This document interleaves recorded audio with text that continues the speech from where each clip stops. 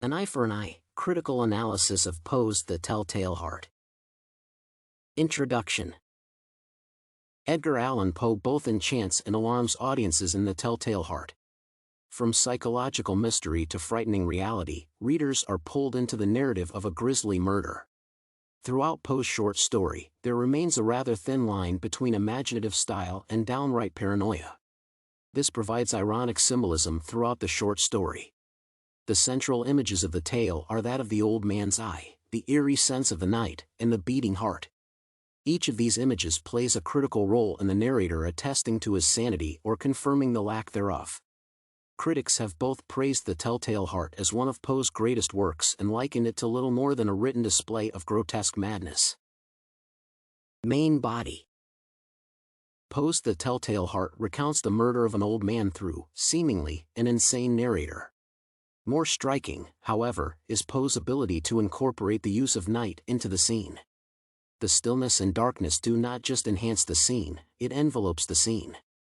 The night takes on almost all human characteristics and increases the narrator's paranoia about other aspects of the story, such as the eye and heartbeat.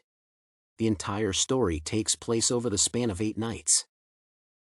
Each passing night escalates the narrator's apparent need to contend with the old man's physical ailments. The narrator's use of a lantern to shed a ray of light on the eye foretells the actual impact of the darkness on the setting. The narrator's uneasiness in the night strengthens the maddening impact the eye has on the narrator's insane mind. Additionally, the emotional setting or the role of the mad narrator is the most provocative issue of The Telltale Heart. Perhaps this is due to the ironic nature in which the narrator consistently lays claim to his sanity. The narrator's insanity is rooted in the obsession with the old man's eye which, consequently, was the eye of a vulture. The narrator snuck into the old man's bedroom each night for 7 and would shine a beam of light across the eye only to become more enraged, as a result. Finally, the day came when the narrator felt it necessary to come to grips with his ailments and found relief from his agony by spilling the old man's blood. A sane individual would simply separate themselves from the old man so that the eye was not an issue or disregard the handicap altogether. The narrator, however, believed it was absolutely essential that he kill the old man to effect a positive gain in himself. Besides, the narrator trusted he was helping to put the old man at peace from the forsaken eye by killing the old man. Moreover, after killing the old man and dismembering the old man, the narrator decides to hide the parts underneath the floorboards. Soon after, however, the police show up and the narrator becomes so nervous after hearing what he thinks is the old man's heart beating, that he confesses to his actions. The heartbeat, though, is the narrator's own.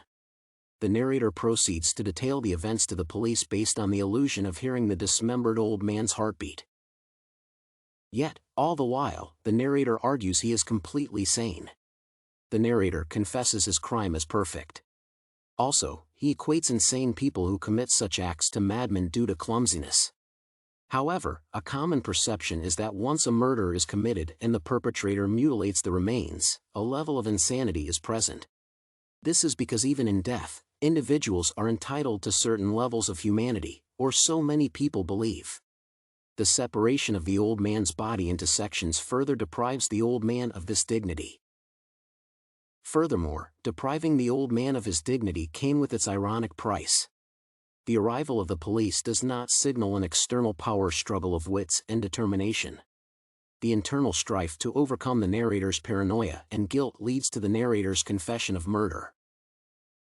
The police actually just happen to be there when he cannot hold himself together. In admitting to the old man's murder, the narrator accuses the policemen of being villains, and establishes his inability to distinguish fantasy and reality. This break in reality is compounded by the fact that throughout the retelling of the events, the narrator continuously believes he is being mocked by the police officers. The narrator persistently asserts he is sane, yet he hears heartbeats and is so overwhelmed with grief that it finally does break through the bravado. Conclusion. Edgar Allan Poe's The Telltale Heart is a story of amazing imagery, yet an unbelievably dark tale of madness. Through physical and emotional settings, Poe throws the audience inside the narrator's mind. As the gruesome account unfolds, Poe's management of words is very effective and enhances the symbolism of the story. the narrator consistently, even to a fault, argues his sane state of mind. Finally, Poe's description of the settings, the narrator's bravado, and the ironic symbolism unite to produce a story that critics have called everything short of utter genius to a simple grotesque tale of madness. Either way, Poe has struck that special chord in so many diverse audiences that few stories ever do.